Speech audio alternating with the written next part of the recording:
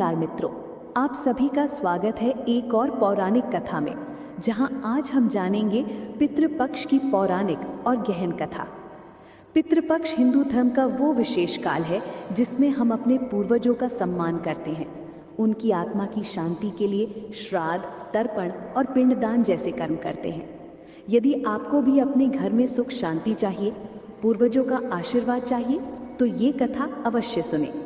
मान्यता है कि पितृपक्ष की कथा सुनने मात्र से पितरों का ऋण उतरता है और जीवन में समृद्धि आती है।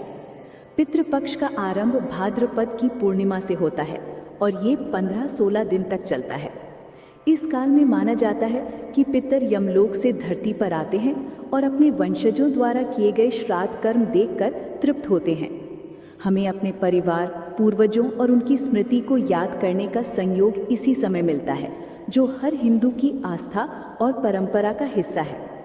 पितृपक्ष से जुड़ी पहली कथा है महाभारत के महान दानवीर कर्ण की। कहा जाता है कि कर्ण मृत्यु के बाद स्वर्गलोक पहुंचे तो वहां उन्हें सोना चांदी ही मिला, खाने के लिए कुछ नहीं। उन्होंने देवताओं से पूछा, मुझे भोजन क्यों नहीं मिल रहा? देवताओं ने उत्तर दिया, जीवन भर तूने गरीबों को सोना चांदी दान किया, पर अपने पितरों को भोजन नहीं दिया। कर्ण ने पश्चाताप किया, तब उसे पृथ्वी पर 16 दिन लौटने का अवसर मिला।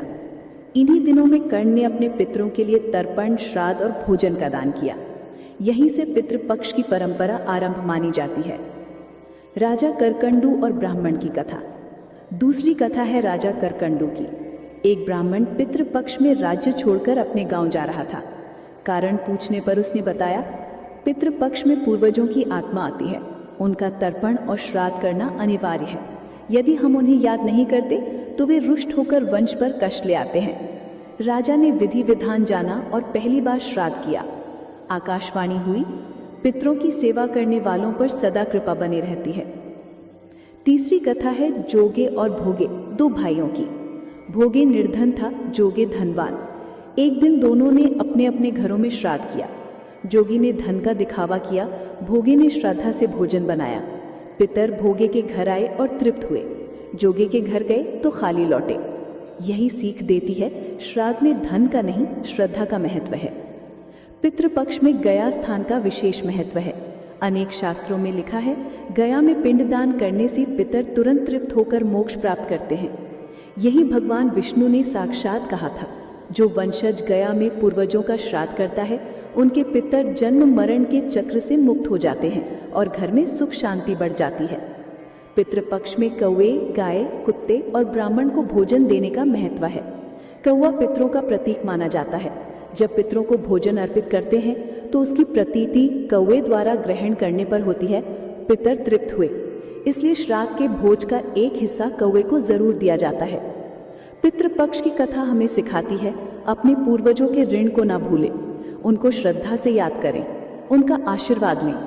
पितृपक्ष में तर्पण, श्राद्ध और पिंडदान से पितरों की आत्मा तृप्त होती है और घर में समृद्धि आती है।